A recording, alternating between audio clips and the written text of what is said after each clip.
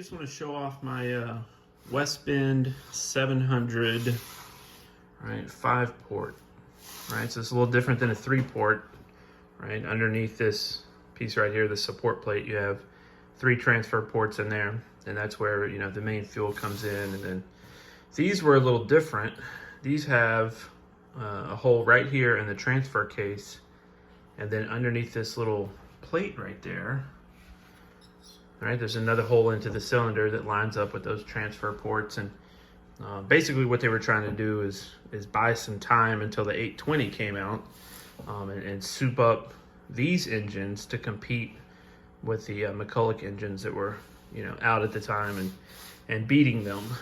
So they came up with this design based off of Richard Peck's father, I believe. He was telling me that, you know, he would 5-port his engines, right? The 3 main transfer ports plus these 2 added transfer ports, 5-port, right? He would do that, and he was, you know, beating the rest of the West Bends out there. And, you know, they essentially took his design, you know, incorporated it into their, you know, castings, and made that little plate for it. And, you know, did their version of a 5-port engine.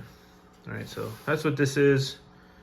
This bought them a little more time until the 820 came out. And, you know, obviously more power. With, you know, they're about the same weight. You know, it seems like maybe the 820 is slightly heavier, but not much. The new 820s are a little bit lighter just due to the flywheel, but so, you know, a little bit heavier, but a lot more power in the 820. So this was a real chore. You know, it needed new seals, all sorts of stuff was wrong with this thing. And it just seemed like every time I did something new with it, you know, at first I wanted to fix the recoil. You know, it got dented in shipping and cracked this recoil, well, the old one, right? And then dented this whole piece in. So took that off to fix it, and then found that the starter cup was dented. So I took that off, and then it had a kill switch wire that was just kind of running out the bottom. So I wanted to replace that. And it's just, as I kept taking stuff off, I pulled the flywheel, noticed the oil seals. What's up, Matthew? I noticed the oil seals retaining spring was off. So Matthew's helping me.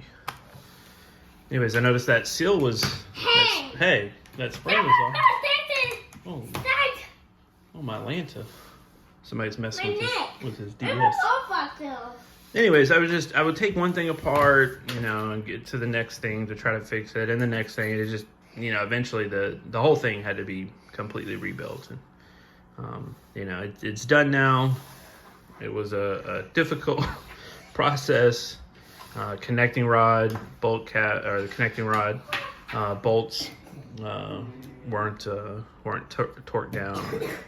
It was just, bless you, it was just one thing after another. So yeah, it's kind of dark in there. I doubt you can see. Yeah, you can't see it, but I put one of the, you know, upgraded performance reed cages in there. There's another YouTube video that I posted about how I did those, but, you know, basically the most powerful, smaller, older West Bend until the 820s came out. This was, you know, cream of the crop.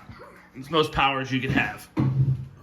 This sucker right here. So anyways, my buddy Tim, he gave it to me to complete my collection. You know, because this is one that I didn't have in, you know, ready for a Go Kart or mini bike. I only had one on a boat motor that I didn't want to take apart. So thanks to Tim. All right, got this project finished up. Now I need to work on the mini bike.